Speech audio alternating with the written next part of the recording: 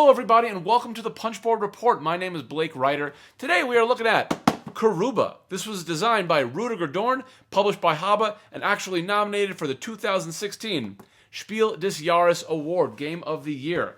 Now, Rüdiger Dorn was actually nominated for a bunch of Spiel des Jahres awards. He was nominated in 2005 for his game Jumbo. He was nominated again in 2007 for Arcadia, nominated again in 2012 for Las Vegas, finally won in 2014. He won with Istanbul. He won the Kennerspiel des Jahres, so the Gamers Game of the Year, and then was nominated again in 2016 for Karuba, and nominated again in 2018 for Luxor. So he is definitely a very, very accomplished, well-regarded designer. And Karuba, this one is kind of a family weight game.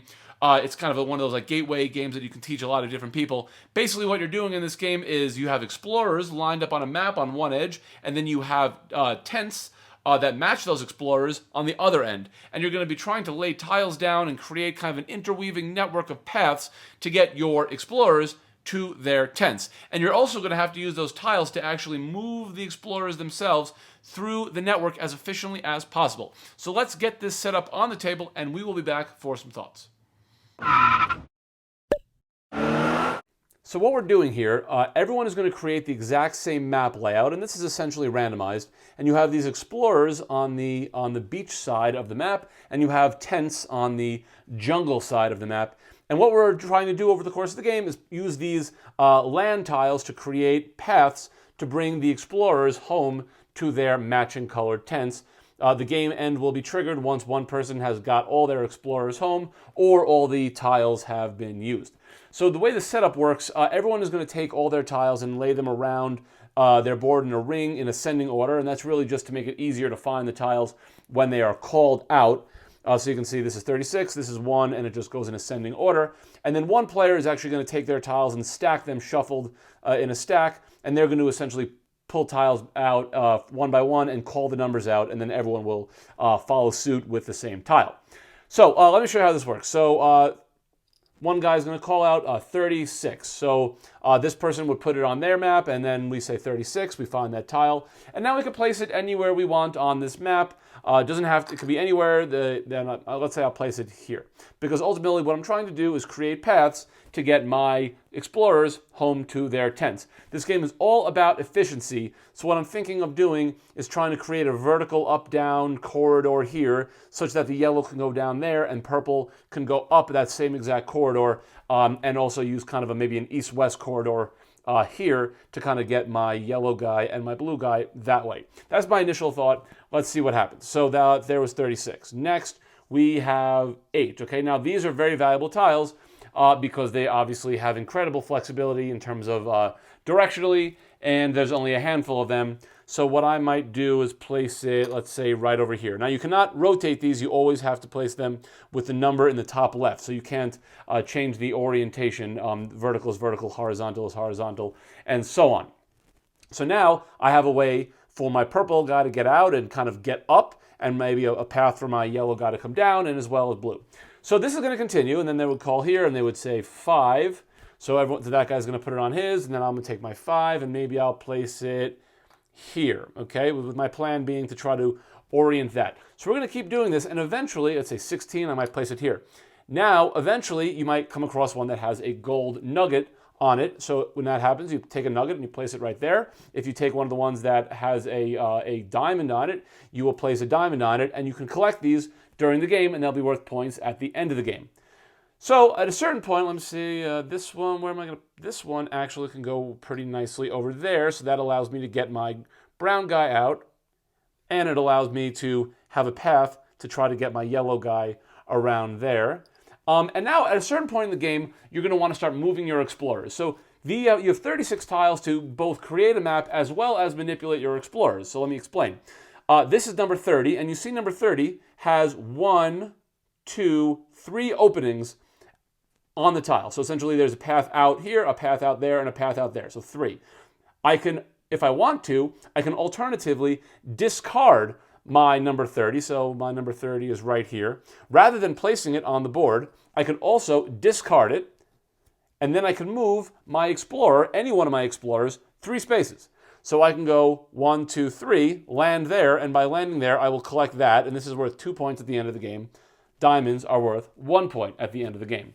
So your cross tiles like this, like the crisscrosses, while they're also very valuable on the board because they give you flexibility, they're also valuable in moving because these will give you 4 movements because, again, 1, 2, 3, 4 openings on that tile, whereas this one would only give you 2 movements because there's only 2 openings, 1 and 2.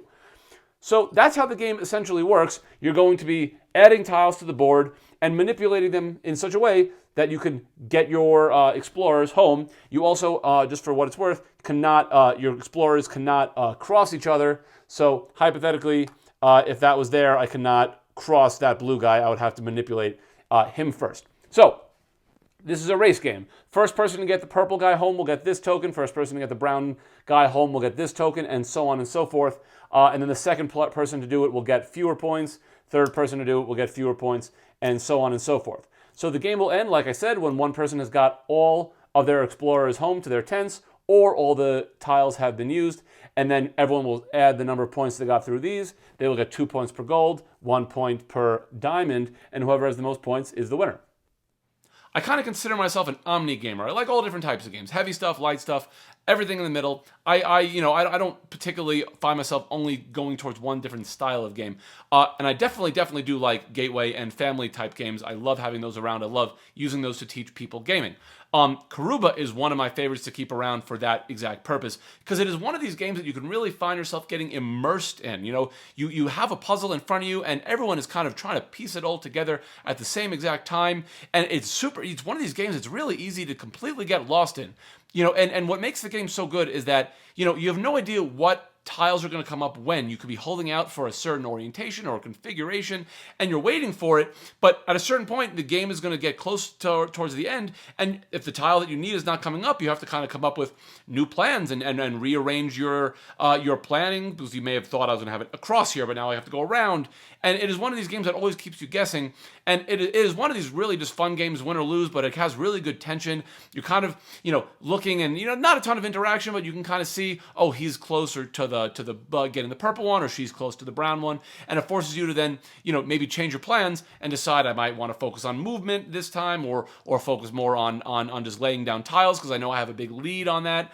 Those gems, those diamonds and the gold pieces, those really create an interesting dynamic, because you have to decide, do I want to, you also don't have to use your entire movement. You can stop, prematurely. If you have a movement that allows you to move 3, you can elect to move only 2 if you want to stop and get a gold or a diamond. So it makes you think, do I want to actually do that? Are the points worth it? Because I'm now going to be that much slower in terms of getting my explorer home. So, I really find this game extremely enjoyable. The one thing that you might want to consider, probably the replayability is not.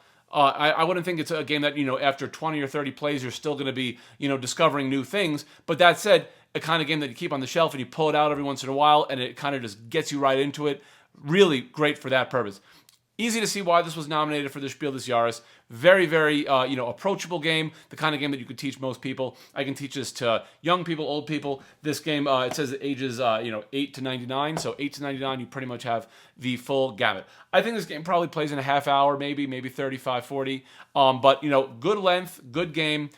Definitely one I think that's worth trying. So that is my opinion. Thanks again for watching.